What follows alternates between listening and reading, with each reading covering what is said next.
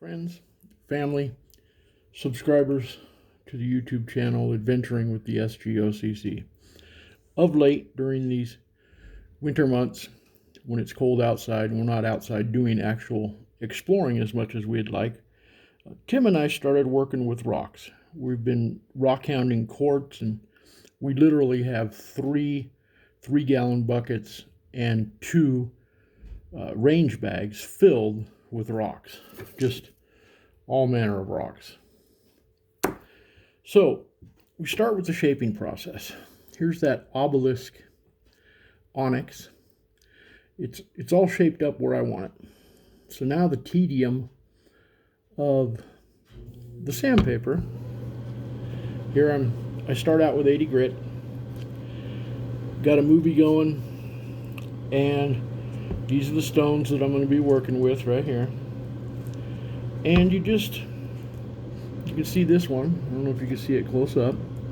It's not as flat and perfect and without perfection. Shaping is a very harsh process.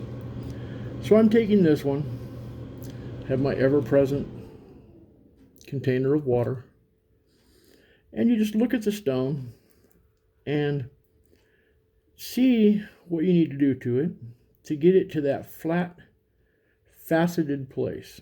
That's what we want, because it really is useless to try to use polishing compounds and polishing wheels and what have you on a piece that's just not flat. You just can't do it well, and it doesn't look good in the end.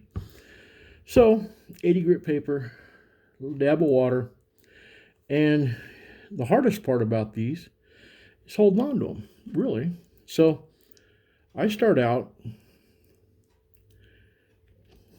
trying to find the flat faceted part and just go in circles. You want to try to stay away from going in straight lines. That's just going to make the process more difficult and lengthy later on, because now you have all those straight lines you have to get out. And I swirl it around for a bit, maybe 30-40 seconds, wipe it off, and then look under my bright light and see where I'm at. Now you can actually, I don't know if you can see the faceted flat part in this stone.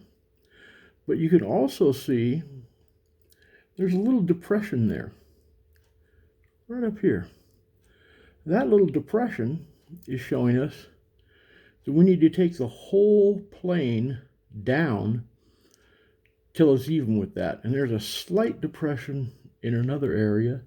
And there's also, by golly, right here on the edge, you can see there's a little line right here. So what we're going to do is we're going to try to erase that as well. So the idea is you use your 80 grit paper, dab of water, and just keep swirling. Now what you don't want to do is just go along at breakneck speed and go crazy, because once it's removed, you can't put it back.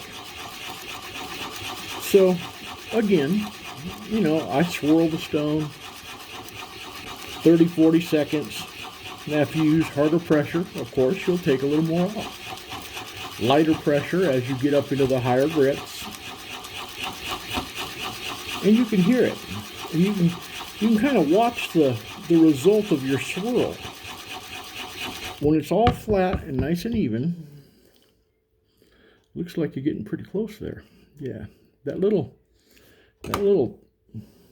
line there on the edge, yeah, I just can't keep that. It's gonna affect the whole look when we get down to the end of it, and it's just not gonna make a nice piece.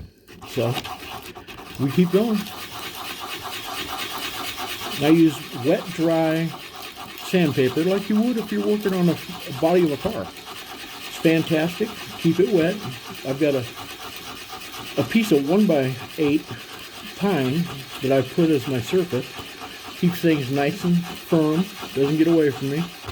And I use these cheap little shop towels from Harbor Freight because without any Velcro or anything, they pretty much stick to the wood and don't move around, because you want a nice solid surface that you're not going to have to chase across the desk or the table or wherever you're working.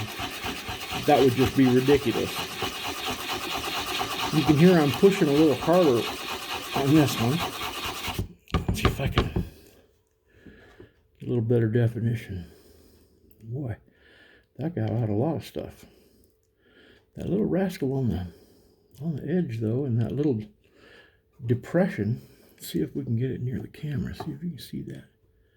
So here's that little depression over in here. It's discolored. And then there's that little line. You know, you may want to zoom in and see if you can catch it. But again, you know, it's what I do on the weekends, and after I get a bunch shaped up. I've got 1, 2, 3, 4, 5, 6, 7, 8, 9, 10 that are all shaped, 11. So I'll work with these. Probably won't get to any polishing today, and I'll just keep getting these to a nice flat plane, get a nice facet built up. So a little more dab of water, back to the paper. And again, the hardest thing is finding a way to grip these little fellers. These medium ones are not too bad. The different angles of the facets playing off the other angled facets makes it a little bit more difficult to hold. And when I'm shaping the stones, I found that the best thing to use as a tool is a miniature pony clamp. They're fantastic. You can move them all over, and they're just perfect. And let me show you about the smallest one. The smallest one I can really work is this little green filler here. I'm liking it. It's got some interesting stuff in it. I don't know if you can see it from this angle in the light, but there's silver lines in it. This whole corner and side of these two facets is quartz. So I think this is going to turn out with the green to be a really, really good looking piece. That's about the smallest that I can work with my hands. Here's another little piece of onyx. This one's like a miniature one of this one, in that this corner is all quartz as well. At least I think it's quartz. This is about, see, about as small as I can get. I just use my fingertips, a little dab of water, get on the 80 grit, and just slowly work it in a circle. This is where being a former master glazer really helps, because I have really, really strong hands and fingers. And what helped me as a master glazer was being a drummer for many years and playing guitar and bass. So your hobbies can help your hobbies. Anyways, I'm going to get back to this. As always, if you like our content here at Adventuring with the S.G.O.C.C., please like and subscribe. We do a lot of different stuff. And more to follow. Thanks for visiting.